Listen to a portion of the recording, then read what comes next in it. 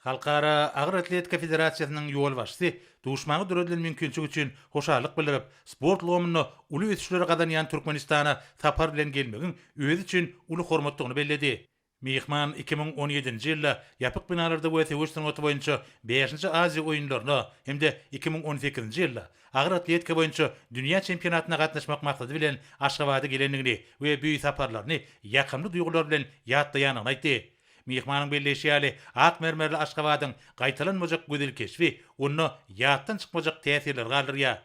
Hormatly prezidentimiz iri sport qurumasynyň ýol başlygyny gadymy we mehmansyr türkmen toprağyna mehirli bereklep, onuň büyük saparynyň dowamyna Türkmenistan bilen Halkara Agır Atletika Federatsiýasynyň arasyndaky hyzmatdaşlygyň mühim ugurlaryny hemde geljekki ösüşini ara alyp maslahatlaşmagy mümkinçilik boljakdygyny anan bildirdi.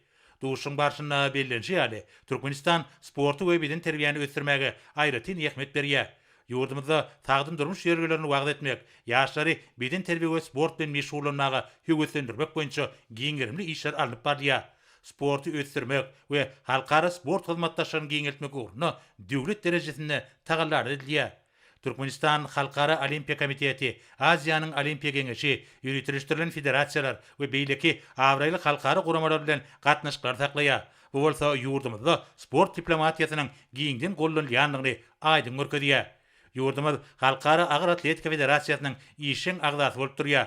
2018 ýylda Aşgabatda üstünlükli geçirilen Agır Atletika boýunça dünýä çempionaty munyň aýdyn mysalydyr. Bir oyunlar Türkmen toprağına sportun ösüşüne hassa iterge berip, Aziya iklimine sport hyzmatdaşlygyny pugtalandyrdy.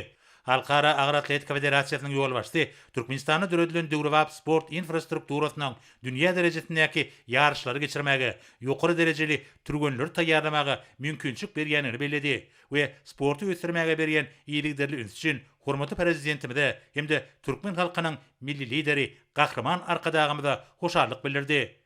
Döwlet başlarymyz bugünkü duşun sport hyzmatdaşlygyny täze derejeye çykarmak we Halkara Agır Atletika Federasiýasynyň ösüşine goşant goşmak babatda mühim ädimdigini, federasiýanyň alyp barýan işiniň bütün dünýäde sporty ösdürmäge we olimpiya gymmatlyklaryny dawarlandyrmagy uly terbiýe berýänini bellep, mehmanyň şu gedekki saparynyň sport logumyna hyzmatdaşlygy hassa giňeltmäge, bilelikdäki tassamalary durumşa geçirmäge we täze başlangyçlary öňe sürmäge itergi berjekdigini belledi.